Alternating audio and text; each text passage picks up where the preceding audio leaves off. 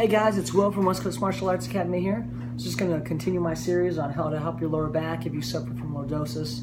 But this is something that can really help anyone. This is if you've hurt your lower back or you have a lot of tightness in your lower back. I've been hurting my back. I first started with having a bulging disc when I was 19. I felt a horrible pain getting out of my car after a workout, and after that just kept on escalating until I finally had to go to urgent care and get a shot. And ever since then, I know that spot on my lower back when it acts up can happen anywhere from after a workout to the next day, or even if I do a lift and I'm just not paying attention. So here's a couple of things you can do, starting with, let's say you already hurt your lower back. So this thing, if you have lower back problems, you do something, you feel like, oh gosh, you feel that tightness, and then you can experience anything from spasms to you just go to lean over and you feel a little bit of pain, and then when you try and get up, you're like, oh, you have to try and use your legs more. You're really paying more attention. So first off, if you already have that situation, obviously, and I know it's silly that I have to say it, but don't do this. Don't do the stretches that I'm going to explain at the end here. Don't do this. Don't do the hamstring stretches where you're like curling like this. People who don't even understand how to stretch out their hamstrings, instead of keeping the good posture and everything and actually working that part of their leg that they're going for. Don't do any bending for it at all. You want to be trying to keep this curve as much as possible. Sleep and put something under your leg so you have this curve. Don't sit down on the couch and have that bad posture. This is all just going to aggravate all that inflammation you already have going on. So don't do that. Okay? You want to make sure that you're maintaining this curve. What I do to decompress when that happens, let's say I do a bad lift, bad kick, anything, as I go hang from a bar. This is number one. Hanging like this.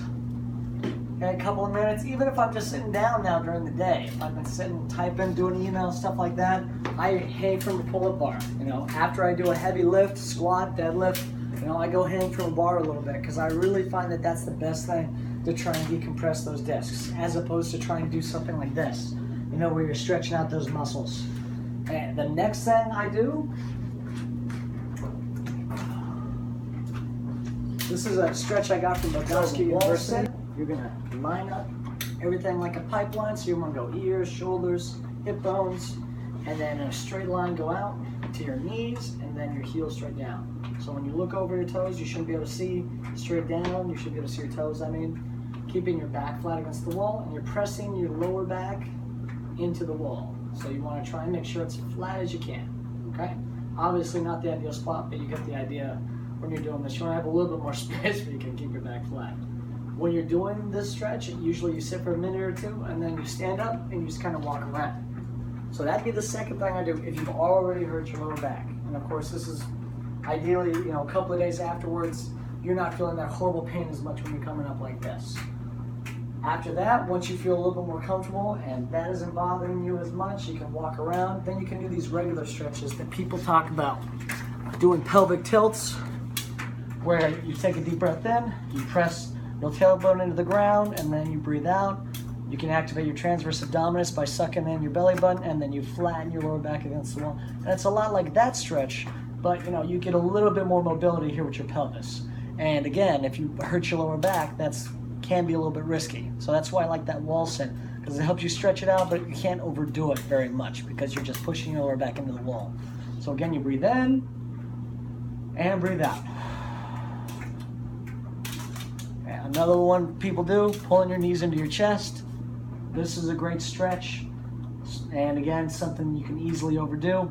You can give yourself a mini massage, just kind of rocking back and forth a little bit. Going back and forth like that.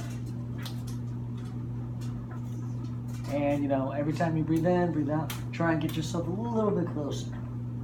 Okay? And you can even do the stretch where you throw your legs behind your head, going over like this. But again, this is all going to be a lot more strenuous. And if you just stretch your lower back, you don't want to be doing anything like that. Okay? But you do have to stretch out these muscles eventually if you want to start working towards correcting your posture. Another thing people do, a yoga stretch, going high cat and low cat, where you breathe in and breathe out. Trying to arch your back up to the ceiling. Make as much space here as you can. Push your palms in the mat or the ground. Breathing in, looking up, and breathe out. So probably the pelvic tilts and that stretch would be a good place to start if you're just trying to stretch out these muscles. Okay? I would be very careful doing anything to your lower back. Again, this is all just personal experience, things I've learned through the years, reading different books. I'm no doctor, I'm just telling you guys what's helped me out in the past. And number one thing, as soon as you heard it, make sure you ice it, 20 minutes, wait an hour, ice it again. That's the kind of stuff I do. And then hang it from the bar. And then, after about a day or two, pushing my back into the wall, doing that Egoscue stretch from the Pain Free book really helps me out. And then start moving towards using your lower back a little bit more. And that's only after, when you're leaning over like this, it doesn't hurt as much when you're coming back up. Okay? Hopefully that helps you guys out. Next time we'll go over how to strengthen and stretch your hamstring muscles. And again, a good distinction to make whenever you're doing stretches. If you're stretching out your hamstrings, you shouldn't be really stretching out this part of your back at all. You should be making sure that you're stretching forward and your chest is leading. Okay? If you're coming forward like this, you should be leading with your chest if you're stretching out your hamstring muscles. Anytime you have lower back pain. Even now, I am very careful about doing something like this. Okay? With any weight coming back up. Okay? You gotta be very careful if you have any kind of lower back pain. Okay? Hopefully that helps you guys out. If you have any questions, leave it in the comments below. You guys have a great day.